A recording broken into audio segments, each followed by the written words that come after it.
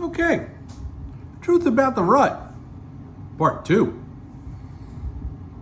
We'll pick up right about the time where I was going to blow your mind before my camera glitched out on me. But I had enough good stuff on air that I figured most people would want to watch it anyhow.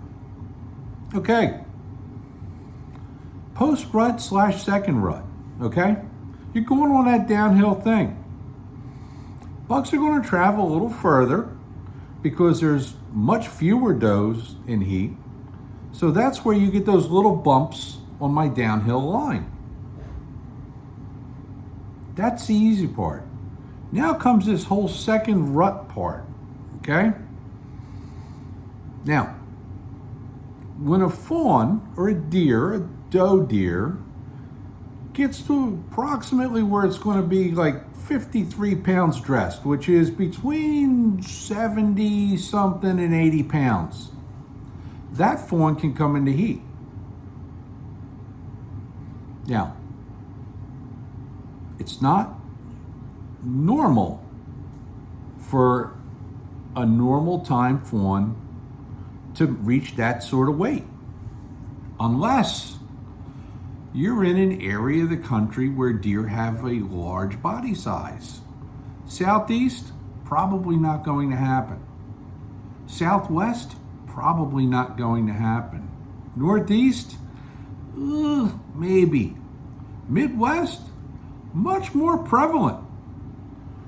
Which means most of the does that come into heat for a second time in that quote second rut were not bred effectively the first time. That's right. Just like the shower in Seinfeld that didn't take, maybe the sexton didn't take for that deer. That's most of your deer action that you're going to see in the way of second rut stuff. It's going to be either a super early born fawn that it's attained that sort of weight, or it's just a doe that didn't get bred. And in some areas, it's more widespread than others.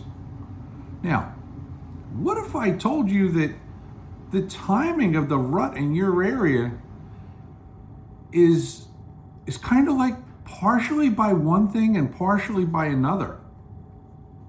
Here's what I'm getting at. It was either 25 or 29 states were stocked with deer. They were stocked with deer from Michigan, Wisconsin, North Carolina, Texas, and all that stuff. And it was done regionally in some states. What does that mean? That means you can have two different rut timings in two different states because deer have not evolved that quickly in such a short time that it's going to change completely from when they would normally go into heat where they came from. So even in some areas of the South, when you have a rut in November, well, that's because some of their deer came from Michigan and Wisconsin. It's not necessarily just where you are in the country, it's where those deer came from. Another thing, some of these places that have, quote, abnormally large deer for the area, like areas of Mississippi that have just big old toed deer, big swamp donkeys, well, they got deer from Michigan.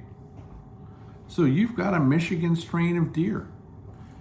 You see, in a lot of the parts of the United States where deer were wiped out, we don't have what would normally be there in the way of deer. It's kind of a mixture of different subspecies. You could have Dakota whitetails, northern whitetails, Virginia whitetails, Texas whitetails, all basically the same deer, but operate on a little bit different scale. That also affects the timing of your rut.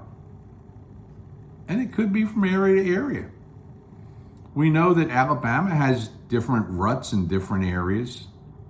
We know Texas has two distinct different ruts in different areas. Other states do too. And the other thing is, not only can you have two different ruts, but you can have a prolonged rut. just because of the mix, and the deer are mixed such that, well, it's going to take a little bit longer. It doesn't mean it's going to be that much longer, but maybe a week for the whole total process. Just some stuff to think about. Till next time, I'm Steve.